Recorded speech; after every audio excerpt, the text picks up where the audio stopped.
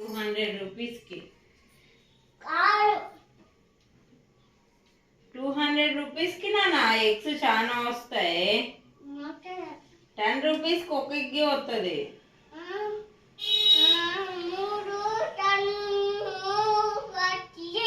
3 టన్నులు ఇస్తే ఎన్ని వస్తాయి? 7 ముళ్ళు 4 గుడ్లే వస్తాయి. 3 టన్నులు ఇస్తే 4 గుడ్లు సరిపోతాయా? చాలా గుడ్లు కావాలన్నా చాలా 4. ఎవరెవరికి 4?